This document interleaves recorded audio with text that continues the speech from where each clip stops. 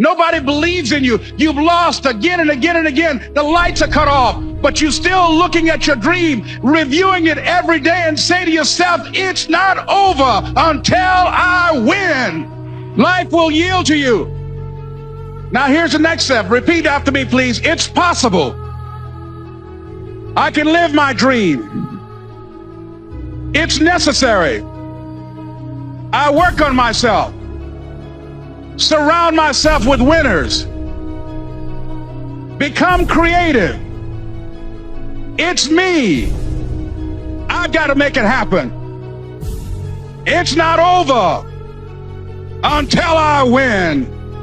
The next thing that's important to know, yes, it's possible that you can choose your future and direct the course of your life as you run toward your dream. It's necessary that you have goals, that you write those goals down, that you plan, that you think constantly of how you can begin to improve what it is that you're doing. If it's your presentations, if it's your recruiting skills, whatever that is, it's also necessary that you look for ways to always find a way to pull it out when everybody else thinks that you are defeated. That you've got to take personal responsibility to know that in order to become successful, you've got to make it your personal business to do it. But the next thing, ladies and gentlemen, I want to share with you that some of you already know that it's hard. It's not easy. It's hard changing your life. It was hard when just over 3 years ago in the Penobscot building in Detroit, Michigan, where I was operating my business, and I fell on some hard times, and I was sleeping in my office.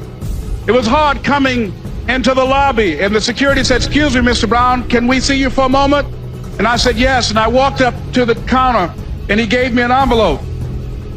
And he said, "Would you mind reading it here?" And I opened the envelope, and the envelope was from management that said, "This is an office tower. It's not a hotel. Please do not sleep in your office." And I said, "Excuse me, sir." I said, "I just work long hours in creating my business. I'm an entrepreneur. And right now things are bad for me, but they're not going to be this way always.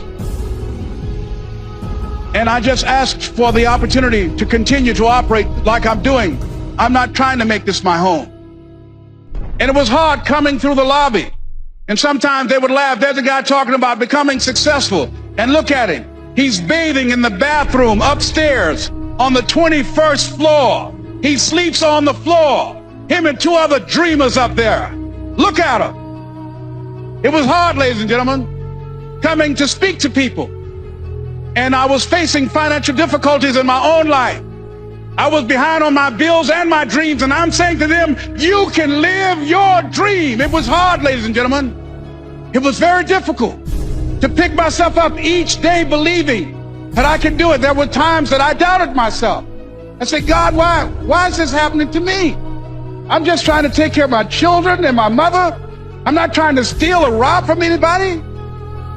Why did this have to happen to me?" It was very hard.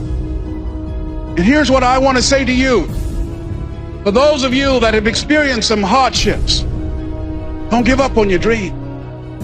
No one could have convinced me by holding on, by continuing to push forward, by continuing to run toward my dream, that one day I would have my own talk show. It's a long shot, ladies and gentlemen, from Liberty City, an abandoned building on a floor, never knowing my mother or father. It's a long shot. Being here with you today in this dome in Atlanta, it's a long shot. No college training, labeled educable, mentally retarded, but I kept running toward my dream.